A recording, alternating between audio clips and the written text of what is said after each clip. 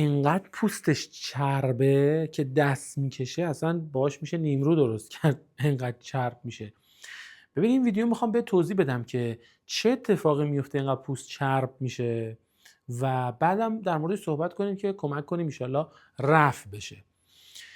ببین از منظر طب اسلام ایرانی وقتی رطوبت لزج در بدن افزایش پیدا میکنه که اینا اکثرا ریشش برمیگرده به ماجرای گوارش، وقتی رطوبت لزج توی بدن افزایش پیدا میکنه هر جایی از بدن که گیر بیاره و رسوب بکنه، که این البته جای بستگی به قوت و ضعف اون اندام داره، نفوذ بکنه و رسوب بکنه اونجا یه گرفتاری میسازه که حالا مثلا اگر در پوست رسوب همون خون و اون خلط لزج غلیظ اتفاق بیفته میاد و پوست رو چرب میکنه، یا حتی بعضا دونه دونه های چربی از زیر پوست میزنه بیرون، یا حتی توی مراتب سنگین ترش هم میبینید توده های چربی سنگین از زیر پوست قلمبه میزنه بیرون. منظورم غدد لنفاوی نیست، منظورم توده های چربی. دقیقاً این به خاطر اون خلط لزج غلیظیه که تو بدن هی داره تولید میشه. این کجا تولید میشه؟ این توی دستگاه گوارش، به خاطر به هم ریختگی دستگاه گوارش اینجوری میشه. آقا دستگاه گوارش چجوری اینجوری کار میکنه؟ یکی از مهمترین دلایل به هم ریختگی این چرب شدن پوست مصرف میوه های آبدار روی غذاست. مثلا هندونه بلافاصله بعد از شام، بعد نهار طالبی میخوره، هلو میخوره، شلیل میخوره. این موادی که خام هستن و نباید اینجوری قاطی بشه با غذا، باید با یه فاصله خورده بشه. این خودش تولید این خلط غلیظ لزج میکنه. یا مثلا سالاد خیار گوجه با سس فراوون با مثلا آب لیمو کنار غذا میخوره، این وسط غذا در حقیقت میخوره. این قاطی کردن این دست خوراکی ها خودش عامل این گرفتاری میشه. یا خوردن یه چیزایی مثل بستنی زیاد، یا خوراکی های سرد و یخ زیاد، یا مثلا حتی طرف آب رو باید حتما توش یه خاور یخ بریزه تا یه لیوان آب خنک بخواد بخوره. خب این دقیقاً همون تولید خلط لزج غلیظ میکنه که اگر بیاد روی پوست تلمبار بشه گرفتاری ایجاد میکنه. خب پس یادت باشه یکی از ریشه هاش این مدل خوراکی های بد و غلطه که آسیب میبینه. و یکی از دلایلی که رو پوست جمع میشه اینه که این پوست هیچ وقت پاکسازی نمیشه. وقتی پوست صورت تو، وقتی پوست بدن تو مستمرن و مرتباً به وسیله فضایی مثل حمام درست و اصولی پاکسازی بشه، این گرفتاری به وجود نمیاد. حتی اگه این خلط لزج باشه حداقل رو پوست تو نمیریزه و این گرفتاری برای پوست تو چربی و اینا رو به وجود نمیاره.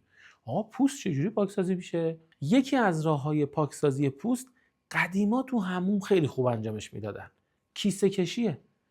تو وقتی کیسه رو قشنگ میکشی، یادتون باشه اونایی که قدیمی ترن و سنشون بالاست یادشونه یه لایه از روی پوست برداشته میشد، فتیله چرک بود که از روی پوست خارج میشد. چرا؟ چون به وسیله اون استحکاک، به وسیله اون روشور، به وسیله خود اون فعل حرکتی که روی پوست اتفاق میافتاد خودش افزایش گرما میکرد و این گرما رسوبات رو تخلیه میداد.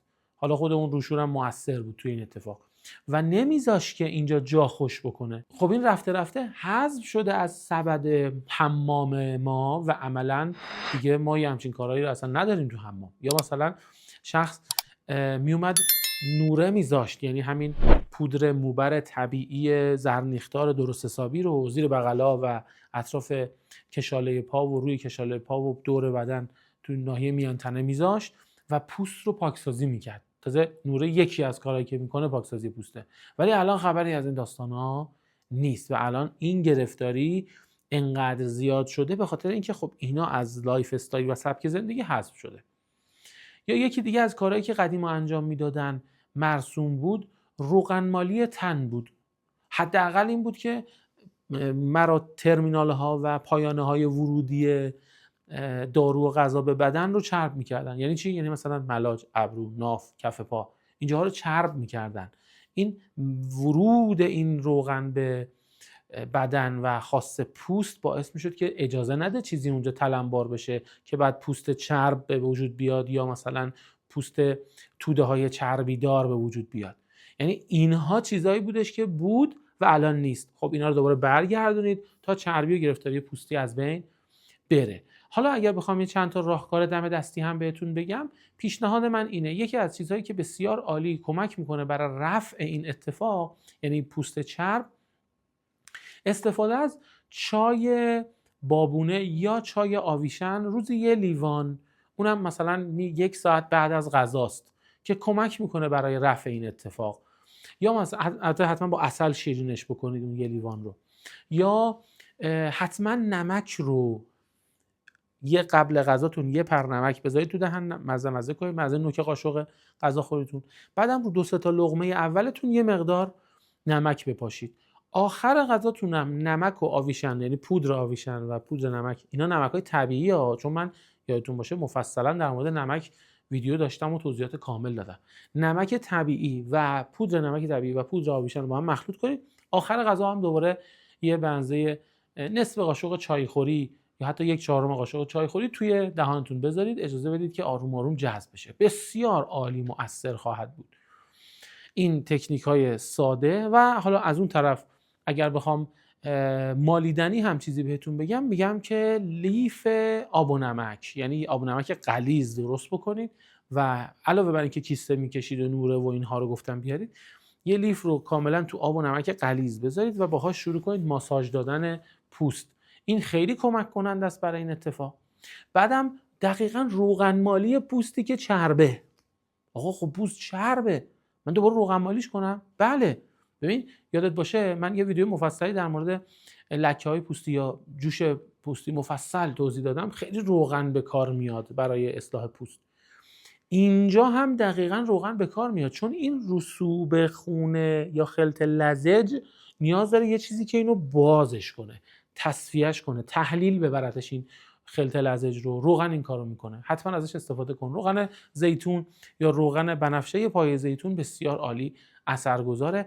از این مجموعه میتونی برای رفع چربی پوست و حتی بعضن این ریز توده چربی های روی پوست ازش استفاده بکنی. یه ویدیو مفصلی هم در مورد جوش کامل توضیح دادم بهتون و تکنیک ها و راهکارهایی گفتم که حتما اونم ببینید. امیدوارم که استفاده کافی و وافی رو از این موارد برده باشید. پوستتون درجه 1 باشه. ارادتمندم. یا علی مدد.